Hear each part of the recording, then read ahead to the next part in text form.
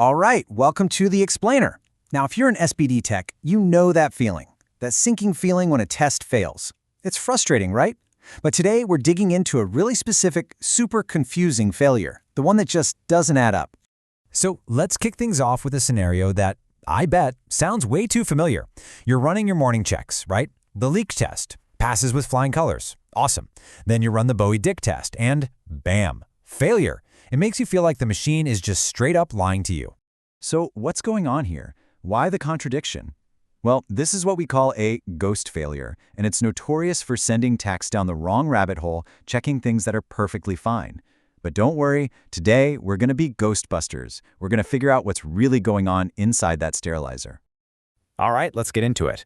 And to really solve this thing, we got to approach it like detectives. First step, examine the two key pieces of evidence, the tests themselves.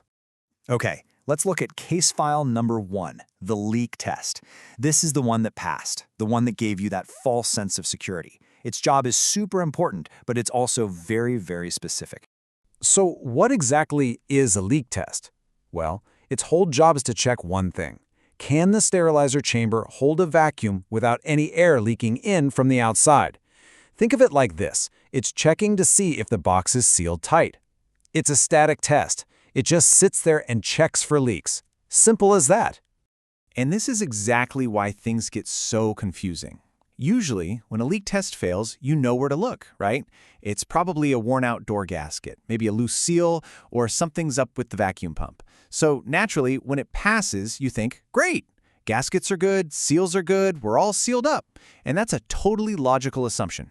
Okay, on to case file number 2, the air removal test. You know, the Bowie-Dick. This is the one that failed. And this is where our mystery starts to unravel and show us a whole different side of the story.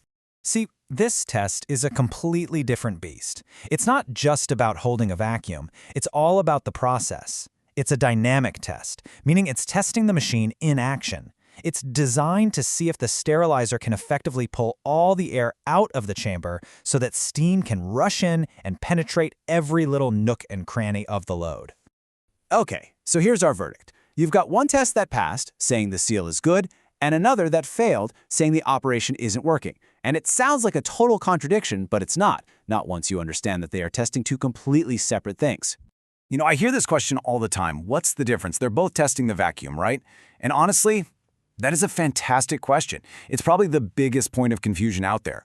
But cracking this nut is what will take you from being just a tech to being a top-tier troubleshooter.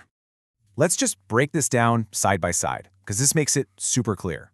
The leak test is all about vacuum stability. It's a static hold. It's asking, is the chamber airtight?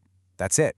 But the air removal test, that's about steam penetration. It's dynamic, it's about the process, it's asking, can we get the air out and the steam in? Two totally different jobs. So here it is, the big takeaway. Pay attention to this. A leak test checks for air getting in. The air removal test checks if all the air can get out. Let that sink in. Your chamber can be perfectly sealed with absolutely no leaks, but something else entirely could be stopping the air that's already inside from being removed properly. That is our ghost. All right, time to troubleshoot the ghost failure. Now that we know the why, we can finally get to the what to do about it. Let's go through the right steps to take so you can stop chasing your tail and actually get that machine back up and running. First things first, and this is probably the most important thing you'll hear today. Since your leak test passed, you can stop focusing on the gasket and the seals. Seriously, take a breath. Stop staring at the door. Your past leak test already told you they're fine. This one little piece of logic instantly narrows down your search and points you in the right direction. So, what should you be looking for? Well, here's your new action plan. Step 1. Check for any blockages. Is the chamber drain screen clogged up with gunk? That's a super common one. Step 2. Investigate your steam quality. Are you dealing with wet steam? That's steam with way too much moisture, and it can totally mess up the air removal process. And step 3, let's be honest, check for user error. Was the test pack loaded correctly? Was it placed on the bottom shelf, right over the drain, like the manufacturer says?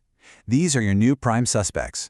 And hey, just a quick reminder, we've been talking a lot about the daily morning routine, but you'll need to rerun all the tests anytime something major happens.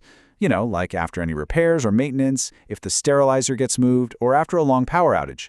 Basically, anytime the machine's status quo is interrupted, you have to requalify it. Start from scratch with the whole shebang. Look, understanding how to run a test is good. That's your job. But understanding why a test works the way it does, that's what makes you an expert. So ask yourself, what's the why behind what you're doing? The next time you see this ghost failure, you won't just be frustrated. You'll know exactly what it's telling you. You've gone from just following a procedure to being a real-life detective, a problem solver. And that right there is the whole point.